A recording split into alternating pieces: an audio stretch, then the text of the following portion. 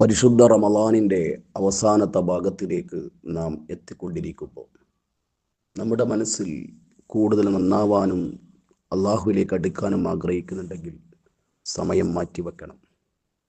കഷ്ടപ്പെട്ടാലാണ് ഏത് കാര്യത്തിനും ഉയർച്ചയുണ്ടാവുക.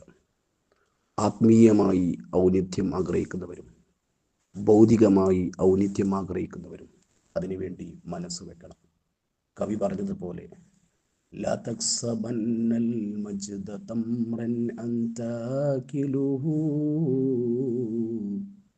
لن تنال المجد حتى تلعك الصبر. നീ ഒരിക്കലും പ്രശസ്തിയും നേട്ടവും കിട്ടുമെന്ന് വിചാരിച്ചു പോകരുത്. ഒരു ഈത്തപ്പഴം പൊളിച്ചു നിന്ന പോലെ അത് നടക്കുമെന്ന് വിചാരിക്കരുത്. തീർച്ചയായും പ്രശസ്തി എത്തിക്കുകയില്ല കഷ്ടപ്പാടിൻ്റെ കയ്പുനീര് രുചിക്കാതെ. പ്രിയ വിദ്യാർത്ഥികൾ പരീക്ഷ എഴുതുന്നു.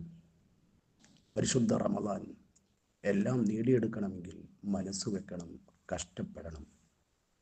ഇംഗ്ലീഷിൽ പറയുന്നത് പോലെ നോ പെയിൻ നോ ഗെയിൻ. അതുകൊണ്ട് മക്കളെ പഠിക്കുക, ചെറുപ്പക്കാരെ, കുട്ടികളെ പരിശുദ്ധ റമളാൻ്റെ അവസാനം ഉപയോഗപ്പെടുത്തുക. ആത്മീയമായി ഉയരം, ഭൗതികമായി ഉയരം. ഫിദ്ദുനിയ ഹസന വഫിൽ ആഖിറതി ഹസന. അള്ളാഹു അനുഗ്രഹിക്കട്ടെ.